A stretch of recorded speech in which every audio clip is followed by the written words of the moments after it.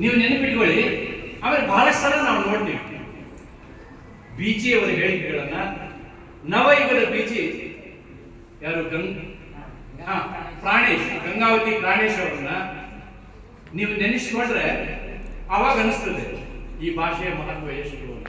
ಯಾಕೆ ಇದನ್ನು ಹೇಳ್ತೀನಿ ಅಂತಂದ್ರೆ, ನಾವು ಹುಟ್ಟಿನಿಂದ ಆಡಿದಂತಹ ಮಾತುಗಳು, ಭಾಷೆಗಳಿದೆಯಲ್ಲ, ಅದರಲ್ಲಿ ನಮ್ಮ ವಿಚಾರ ಶಕ್ತಿ ಯಾವಾಗಲೂ ಇರ್ತದೆ.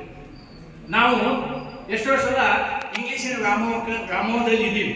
ಅಂದ್ರೆ ನಾವು ಬದುಕುವುದಕ್ಕಾಗಿ ನಮ್ಗೆ ಇಂಗ್ಲಿಷ್ ಬೇಕೇ ಬೇಕು.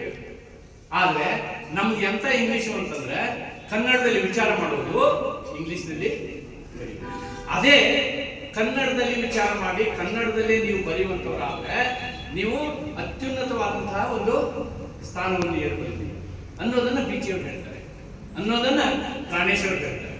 ಅಂದ್ರೆ ನೀವು ಯಾವ ಭಾಷೆಯಲ್ಲಿ ವಿಚಾರ ಮಾಡ್ತೀರೋ ಅದೇ ಭಾಷೆಯಲ್ಲಿ ನೀವು ನಿಮ್ಮನ್ನ ಅಭಿವೃದ್ಧಿಪಡಿಸಿಕೊಂಡ್ರೆ ಅದು ಅತ್ಯುತ್ತಮವಾದಂತಹ ಒಂದು ಜಾಣತನ ನಿಮ್ಮಲ್ಲಿ ಬರ್ತದೆ, ಅದು ಬಾಲ್ಯದಲ್ಲಿ ಅಂತ. ಆದ್ದರಿಂದ ಈ ಮಾತನ್ನು ಹೇಳುವ ಸಂದರ್ಭದಲ್ಲಿ ನಾನು ಬೇರೆ ಭಾಷೆಯನ್ನ ದ್ವೇಷಿಸೋದಿಲ್ಲ. ಆಮೇಲೆ ಬೇರೆ ಭಾಷೆಯನ್ನ ನಾವು ಕಲಿಯುವುದಿದೆಯಲ್ಲ, ಅದು ಕನ್ನಡವನ್ನು ಪ್ರೇಮಿಸುವುದಕ್ಕೆ ವಿರುದ್ಧವಾದಂತಹ ನೆಲೆಯೂ ಅಲ್ಲ, ವಿಚಾರವೂ ಅಲ್ಲ. ಇದಕ್ಕೆ ಒಂದು ನನ್ನ ಸ್ವಂತ ಅನುಭವದ ಮಾತನ್ನು ಹೇಳ್ಬಿಟ್ಟು, ಈ ಕಾಲೇಜಿನ ಅನುಭವನೇ. 2 ಅನುಭವ ಇದೆ, ಒಂದನ್ನು ಹೇಳ್ತೀನಿ, ಇನ್ನೊಂದನ್ನು ಹೇಳಲಿಕ್ಕಿಲ್ಲ. ಒಂದನೇ ಅನುಭವ ಏನು ಅಂತಂದ್ರೆ, ಈ ಕಾಲೇಜಿನಲ್ಲಿ ನಾನು 2019ರಿಂದ ಪಾಠ ಮಾಡ್ತಾ ಇದ್ದೀನಿ.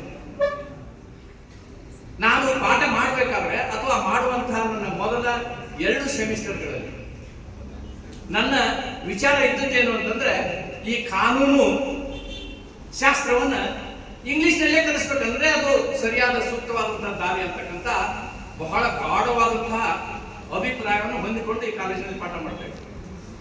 2ನೇ ವರ್ಷದ ಸೆಮಿಸ್ಟರ್ನಲ್ಲಿ ಪಾಠ ಮಾಡಬೇಕಾದ್ರೆ ಆ 3 ವರ್ಷದ ವಿದ್ಯಾರ್ಥಿಗಳು, 60 ಜನ ವಿದ್ಯಾರ್ಥಿಗಳು ಕೂತಂತವರು ಬಹಳ ಗಾಬರಿಯಿಂದ ನನ್ನ ಪಾಠ ಕೇಳ್ತಾರೆ. ನಾನು ಕನ್ನಡದಲ್ಲಿ ಪಾಠ ಮಾಡ್ತಿರ್ಲಿಲ್ಲ. ಆಮೇಲೆ ಅವರ ಗಾಬರಿಯನ್ನು ನೋಡಿ ನಾನು ಪ್ರಶ್ನೆ ಕೇಳಿದ್ರೆ ಉತ್ತರವೇ ಇಲ್ಲ. ಅದಾದ ನಂತರ ನನಗನ್ನಿಸ್ತು, ಯಾಕೋ ನಿಮ್ಗೆ ಅರ್ಥ ಆಗ್ತಾ ಇಲ್ಲ ನಾನು ಹೇಳೋದು. ಆಮೇಲೆ ಅಲ್ಲಿ ಇವಾಗ ಆಲ್ರೆಡಿ ಅವರು ನಮ್ಮ ಕಾನೂನು ಪದವಿ ಪಾಸ್ ಆಗಿ ಲಾಯರ್ ಆಗಿದ್ದಾರೆ. ಅವರ ಹೆಸರು ಹೇಳಿದ್ರೆ ತಪ್ಪೇನಿಲ್ಲ, ಯಾಕಂದ್ರೆ ಎಸ್ ಕ್ವಾಲಿಫೈಡ್. ಕೃಷ್ಣಮೂರ್ತಿ ಅಂತಕ್ಕಂಥ ಒಬ್ಬ ವಿದ್ಯಾರ್ಥಿ 60 ಜನರ ವಿದ್ಯಾರ್ಥಿಗಳ ಮುಖಂಡನಾಗಿ ಎದ್ದು ನಿಂತುಕೊಂಡು ಸರಿಯಾಗಿ ನನಗೆ ಪಾಠ ಮಾಡುವ. ಸರ್, ಇಲ್ಲಿರುವಂತಹ 60 ಜನರಲ್ಲಿ 57 ಜನ ನಾವು ಕನ್ನಡ ಮೀಡಿಯಂ ಅವರೇ, 3 ಜನಕ್ಕಷ್ಟೇ ನೀವು ಪಾಠ ಮಾಡ್ತಾ ಇರೋದು. ಇನ್ನು 67 ಜನಕ್ಕೆ ನೀವು ಪಾಠ ಮಾಡೋದು ಅರ್ಥ ಆಗಲ್ಲ. ಆಮೇಲೆ ಅವ್ನು ಹೇಳಿದಂತ ರೀತಿ ಅವ್ರು ನನಗೆ ಇರಿಟೇಟ್ ಆದ್ರೂ ನಾನು ಅವತ್ತು ನನ್ನ ಭಾಷಣ ಮಾಡಿದೆ.